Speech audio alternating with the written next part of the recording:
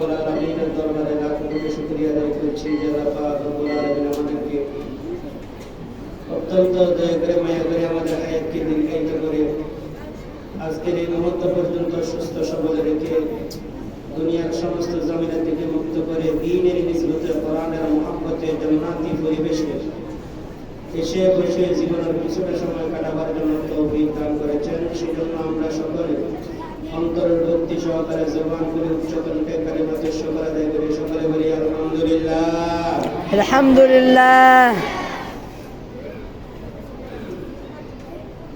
মৌলানা আব্দুল মালিক সাহেব বারাকাল্লাহু ফি হায়াতি আব্দুল মাদ্রাসা মুতামিন সাহেব নানুপুর মাদ্রাসার আরো অনেক ফাজিল আমরা আছেন এবং বড় বড় মুরব্বীরা এখানে আসছেন নসিহত করবেন ইনশাআল্লাহ। কোরআনের আয়াত থেকে একটা আয়াত তেলাওয়াত করলাম। এই কোরআনের একটা ইতিহাস রয়েছে। আল্লাহ পাক রব্বুল আলামিন বলেন, এই কোরআন আমি নিজে অবতীর্ণ করলাম আর এই কোরআনের সংরক্ষণের দায়িত্ব আমি আল্লাহ খুদাউল করিমের। সুবহানাল্লাহ সুবহানাল্লাহ। এই কোরআনের দায়িত্ব কার? আল্লাহ হেফাজত করবে। কিভাবে হেফাজত করবে? এই যেমন হাফেজ কোরআনের কলবের অন্তরের ভিতরে কোরআন ঢুকে দিবে। ভারত উপমহাদেশ, এই দেশের মধ্যে এক সময় ইংরেজরা আসছে। ইংরেজদের হাতের মধ্যে যখন ভারত উপমহাদেশ, বাংলাদেশ, ভারত, পাকিস্তান তিন দেশে এক দেশ ছিল, তার নাম ভারত উপমহাদেশ। উপমহাদেশে যখন ইংরেজরা আসলো 200 বছর শাসন করলো। এই 200 বছরের মধ্যে লক্ষ লক্ষ হাফ কোরআন বঙ্গোপসাগরে ডুবে দিল, আগুন দিয়ে জ্বালাইয়া দিল। মসজিদ মাদ্রাসা প্রায় 80,000 মসজিদ মাদ্রাসা তারা ভেঙে দিল। ইংরেজের পক্ষ থেকে ঘোষণা হলো, এগুলো যদি ভেঙে দেওয়া হয় তাহলে আর ইসলাম ধর্ম প্রচার করতে পারবে না, কোরআনের বাণী এখানে শেষ। তাদের বড় বড় কমিটির লোকলা ভারত উপমহাদেশে আসলো। আসার পর তদন্ত করে দেখলো, দেখছে সকালবেলা নীরব অবস্থায়, শান্ত অবস্থায় ছেলেরা মক্তবে গিয়া, নুরানিতে গিয়া কোরআন শরীফের হেফজ করতেছে। এখান থেকে রিপোর্ট করা হলো, আপনারা যে মিশন নিয়ে ভারত উপমহাদেশে নেমেছেন কোরআনী শিক্ষা বন্ধ করার জন্য, ইসলামী শিক্ষা বন্ধ করার জন্য, এটা তো বাস্তবায়ন করা যাবে না, বন্ধ করা যাবে না। কেন? আমরা তো কোরআন শরীফ আমরা বঙ্গোপসাগরে ডুবাই দিলাম, জ্বালাই ফেললাম, মসজিদ মাদ্রাসা ভেঙে দিলাম, এর ভিতরে কি পারা যাবে? তাহলে না। কেন? সেটা বলা যাবে না, এখানে এসে দেখতে হবে। দেখে ছোট ছোট হাফেজ কোরআন, ছোট ছোট বাচ্চারা পুরো 30 পারা কোরআন তাদের অন্তরের সিনার ভিতরে আল্লাহ সংরক্ষণ করে রেখে দিয়েছে। সুবহানাল্লাহ। কোরআন শরীফ পড়ে কাগজের কোরআন করে দিল, মানুষের অন্তর তার করে দিতে পারে না। এজন্য আল্লাহ বলেন, ইন্না নাহনু নাযালনা যিকরা, আমি কোরআন অবতীর্ণ করলাম, এই কোরআনের সংরক্ষণের দায়িত্ব আমি খোদাবন্দ করি, আমি আল্লাহ। সুবহানাল্লাহ। এজন্য এই কোরআনকে কেউ ষড়যন্ত্র করলে সে বিফলে যাবে। কোরআন কোরআন আপন অবস্থায় থাকে। এজন্য আল্লাহর হাবিব বলেন, আহিব্বুল আরব লিসালাস লিআন্নী আরাবিয়্যুন ওয়াল কুরআনু আরাবিয়্যুন ওয়া লিসানু আহলিল জান্নাতি আরাবিয়্যুন। আল্লাহর হাবিব বলেন, তোমরা পৃথিবীর মধ্যে যত ভাষা আছে সমস্ত ভাষার চাইতে আমার আরবি ভাষাকে 3 কারণে মহব্বত করো, ভালোবাসো। অন্যান্য ভাষার উপর আমার আরবি ভাষাকে 3 কারণে তুমি প্রাধান্য দাও। 1 নম্বর, আমি স্বয়ং নবী, জন্ম হলো আরব দেশে, আমি নিজে আরবি। ওয়াল কুরআন আরাবিয়্যুন, 2 নম্বর কারণ হলো কোরআনের ভাষা হলো আরবি। ওয়া লিসানু আহলিল জান্নাতি আরাবিয়্যুন, অফুরন্ত জীবনের সুখ শান্তি আর ভোগ বিলাসের স্থান জান্নাত, এই জান্নাতের ভাষা হলো আরবি। এজন্য আল্লাহর হাবিব বলেন, তুমি অন্যান্য ভাষার চাইতে আরবি ভাষাকে তিন কারণে তুমি প্রাধান্য দাও। কোরআনের একটা ইতিহাস আছে, বাংলা, ইংরেজি, অঙ্ক এগুলোর ইতিহাস আছে। আমরা জমিন, এটা কার? আল্লাহ। আল্লাহর জমিন। দুনিয়ার মধ্যে অনেকে বলে বিল্ডিং আমার, ঘর আমার, বাড়ি আমার। যে দাবি করে মালিকানা, তার কাছে কবলা দেখতে হয়, নামজারি দেখতে হয়, খতিয়ান দেখতে হয়। যার নামে কবলা থাকে, যার নামে জমিনটা নামজারি হয়, জমিনটা তার নামই হয়। তো ঠিক আমরা একটু বাংলা ইংরেজির ইতিহাস একটু বাই করে দেখি। পৃথিবীর মধ্যে সর্বপ্রথম যে ক্লাস 10 পড়েছে তার শিক্ষক হলো ক্লাস 9 পাস। পৃথিবীর মধ্যে যে সর্বপ্রথম ক্লাস 9 পড়লো তার শিক্ষক হলো ক্লাস 8 পাস। পৃথিবীর মধ্যে সর্বপ্রথম যে ক্লাস 8 পড়লো তার শিক্ষক হলো ক্লাস 7 পাস। পৃথিবীর মধ্যে সর্বপ্রথম যে ক্লাস 7 পড়লো তার শিক্ষক হলো ক্লাস 6 পাস।